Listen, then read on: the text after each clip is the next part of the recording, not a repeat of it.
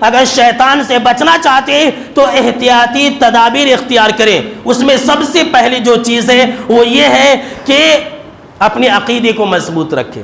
کوئی آ کے کہہ دیا کہ بھائی تمہارے گھر پر تو جنات کا سایہ ہے, تمہارے اوپر تو کسی نے جادو کر دیا, تمہارا چولہا ایسا ہے, تمہارے گھر میں برکت نہیں رہے گی, تو سن لیجئے, اگر آپ اس کے باتوں میں آ گئے تو آپ کا عقیدہ مضبوط نہیں ہے. اور یہ یقین مانیے کہ جب تک اللہ رب العالمین کا حکم نہیں ہوگا کوئی ہمیں نقصان نہیں پہنچا سکتا ہے.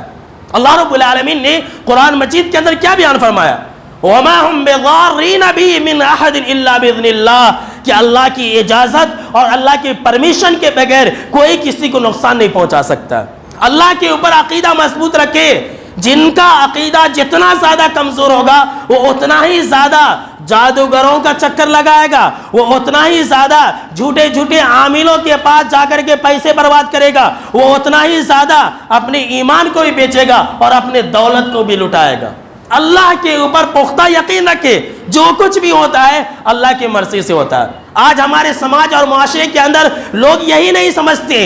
عقیدے کو مضبوط رکھے اور اللہ رب العالمین کا تقوی اختیار کرے. جی ہاں, اللہ نے سورہ آل عمران کے اندر کیا بیان فرمایا؟ فرمایا اللہ رب العالمین نے ان تصبروا وتتقوا, کہ اے مسلمانوں اگر تم صبر کا راستہ اپناؤ, اگر تم صبر اختیار کرو اور تقوی اور پرہیزگاری اختیار کرو تو کسی کافر کی چال تمہیں نقصان نہیں پہنچا سکتی ہے, کسی جادوگر کی چال, کسی جادوگر کی جادو تمہیں نقصان نہیں پہنچا سکتی ہے, کسی عامل کا جادو تمہیں نقصان نہیں پہنچا سکتا ہے. یہ اللہ رب العالمین کا فرمان ہے.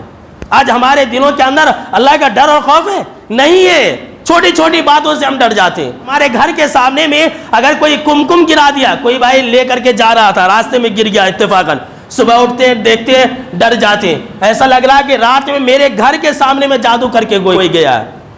تو کیا ہوتا ہے؟ پچھلے خطبہ جمعہ کو یاد کر لیجئے, جو انسان جیسا سوچتا ہے اس کے ساتھ ویسا ہی ہوتا ہے.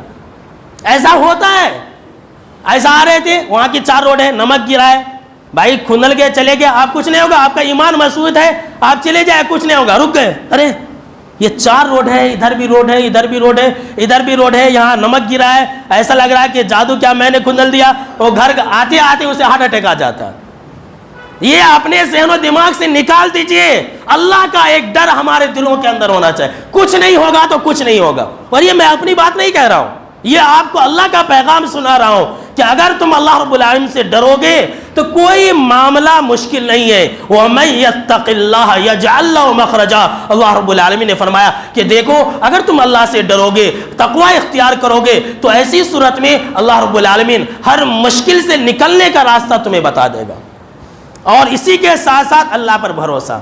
کوئی آ کے کہہ دیا اللہ پر بھروسہ کرے, اللہ رب العالمین نے کیا بھی فرمایا؟